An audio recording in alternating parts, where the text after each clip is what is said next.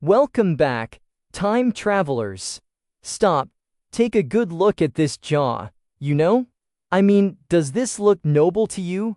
Or does it look like a tragic, biological mistake? That protruding chin wasn't some mark of power, it was actually a death sentence, hidden right behind a mask of velvet. You see, for centuries, the House of Habsburg didn't just rule Europe, they owned it. Their word was law, and their blood? Well, they claimed was divine. But look past the crowns, look at the faces. Do you see? Right? The young chin, a tongue too large to even speak, an eyelid sagging under the weight of history itself. Today, we're ripping back the tapestries to expose a secret they tried to bury deep in the archives. To keep their empire, they had to keep their blood pure. But in their quest for perfection, they invited a monster into the royal bedchamber. This is the story of a dynasty that chose incest over influence, and the horrifying price they paid. I mean, we're diving into a biological collapse so extreme, it stirred scientists ear to there. And right at the center of it all, a king so deformed his own subjects called him the Bewitched. What was the secret ingredient that truly destroyed them? Trust me, the answer is darker than you think. Imagine a world, time travelers, where just one gang owned the entire horizon. Habsburg. You see, they didn't just rule countries. They actually owned the sun. From the glittering gold mines of the Americas to the busy ports of the Netherlands, they were the closest thing humanity ever had to gods. But how did they actually do it? It wasn't through blood on the battlefield. No, it was through blood. In the bedroom. They even had a motto, right? Let others wage war, thou happy Austria marry. While other kings were busy dying in the mud, the Habsburgs were trading wedding rings for entire empires. Brilliant, right? Well, there was a catch, a dark, twisted catch. To keep the gold, the land, and the absolute power, they had to keep the blood pure. Cousins, nieces, aunts. Their family trees stopped looking like a tree and started looking like a closed loop, a fortress of DNA. They actually thought they were becoming divine. In reality, they were building a biological time bomb. Behind those heavy silk curtains and the golden crowns, something was festering. The royal painters tried their best to hide it. And the priests? They called it a mark of God. But you see, you simply cannot bribe Mother Nature. A jaw that wouldn't shut, a lip that wouldn't stop growing. The Habsburgs were about to learn a terrifying lesson. You can conquer the world. You cannot outrun your own genes. And the price they paid? Trust me, it's more haunting than any horror movie you've ever seen. Hello, time travelers. Look at this family tree. You see, it's not a tree, it's a circle. A closed, morbid circuit. The Habsburgs had one ruthless rule. Keep the bloodline pure. Cost. It was a biological suicide mission. Think about this for a second. Modern science uses something called the inbreeding coefficient to measure how much of your DNA is identical because your parents are related. For you, that number is near zero. For the child of a brother and sister, it's 25%. But the final king, Charles II, he hit over 25%. He was more pure. And I mean that in the most terrifying way possible than the offspring of actual siblings. This wasn't just a hidden number. It was written in bone, right on their very faces. You've seen the Habsburg Jaw, right? It wasn't a mark of royalty. It was a bone-deep nightmare. jaws so heavy their teeth could never touch, tongues so massive they couldn't swallow or even speak, constant, involuntary, drooling. They thought they were building gods. In reality, they were watching the human body surrender to its own blueprint. And the last heir? He wasn't a king. He was a walking shadow, carrying a secret so dark it would annihilate the most powerful empire on earth. Just wait until you see what they found inside him. Time travelers. Imagine the year 1665.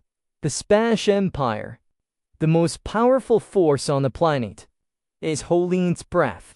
In the heart of the Royal Alcazar, Madrid, a tribe is born who carries the weight of 2 centuries of pure blood on his narrow shoulders. This is Charles II. A history wouldn't remember him as a conqueror or a statesman. No, they would remember him as El Hechizado, the Bewitched. By the time Charles took the throne, the Habsburg obsession with keeping power in the family had reached its terrifying conclusion. This wasn't just a king. He was a walking medical miracle, and not the good kind. Imagine a man who, despite being the most powerful ruler in the world, could not chew his own food.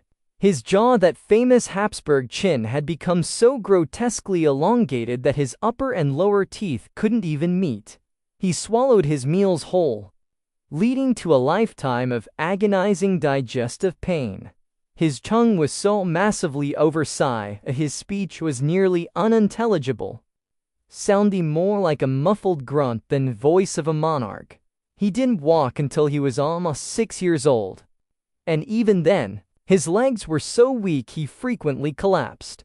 This was the purity the Habsburgs have fought so hard to protect. It wasn't a golden standard. It was a biological prison. But here's where the story takes a dark, almost sinister turn. The people of the 17th century couldn't understand DNA. He didn't see the double helix collapsing under the weight of incest. Instead, he saw something supernatural. The court whispered that the king wasn't sick. He was cursed. He believed his mother had used dark magic, or that he had been fed a bewitched chocolate containing the brains of a dead man. The church was called in.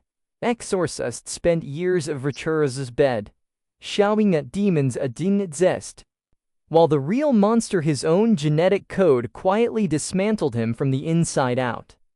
The tragedy reached its breaking point on November 1st, 1700. Charles finally succumbed at the age of 38, leaving no heir and a kingdom in total disarray. But the real horror story began when the royal surgeons picked up their scalpels. The official autopsy report of 1700 is one of the most chilling documents in human history. It reads like a fever dream. The surgeons reported that his body did not contain a single drop of blood.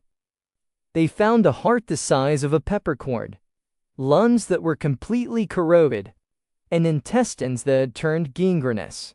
The detail that truly shocked the world? When they opened his skull, they found it was, in their words, full of water. He was a man who had spent his entire life literally dissolving from within. The pure bloodline had become so concentrated that it had turned toxic, proving that the Habsburgs hadn't built a dynasty. They had engineered a biological collapse. However, as the surgeons stood over the broken remains of the last Spanish Habsburg, they realized something even more terrifying. The king's death wasn't just the end of a man. It was the signal for a global explosion of violence that would redraw the map of the world forever. And the most shocking part? The person who set this entire collapse in motion wasn't Charles at all, but a woman whose name has been buried in the shadows of the court for centuries. The very moment the last breath left Charles II, the biological dead of 2 centuries was finally called in. And nature, well, Nature was coming to collect with a vengeance. You see, time travelers, the Habsburgs believed they were protecting their power by keeping their blood pure. But in reality, they were building a cage. When the king died, that cage shattered, leaving behind a power vacuum the rest of the world was all too eager to fill, you know? The funeral bells of Madrid hadn't even finished tolling before the cannons began to roar. The War of the Spanish Succession was a global explosion of violence. It wasn't just a fight over a throne, it was a desperate scramble for the remains of a broken empire.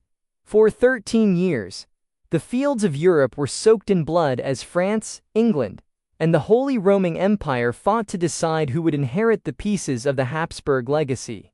By the time the smoke cleared, the map of the world had been redrawn. The once smiley Spanish Empire was humbled, and the age of the absolute, divinely ordained monarch began its long, slow march toward the grave. The tragedy the Habsburg face is more than just a magical curiosity or footnote in a history book, right? It is a chilling warning of what happens when the pursuit of absolute power overrides the laws of nature. They thought they were gods, standing above the reach of common biology. But their DNA became their executioner.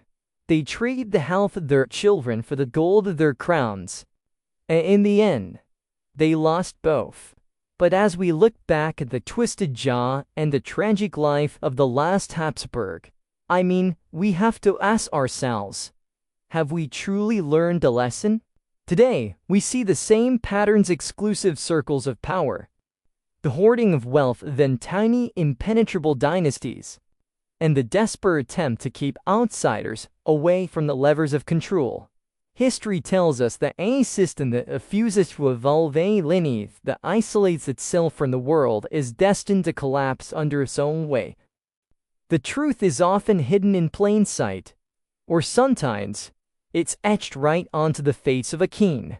If you enjoy this journey into the dark side of the throne, make sure to hit that subscribe button and join our community of time travelers. We're peeling back the layers of history every week to find secrets they tried to bury. But before you go, I want to hear from you. Which royal secret should we unearth next? Is there a hidden lineage? Or maybe a cover-up you've always wondered about? Drop your theories in the comments below. Until next time, remember, the past isn't just behind us. It's written in our very blood.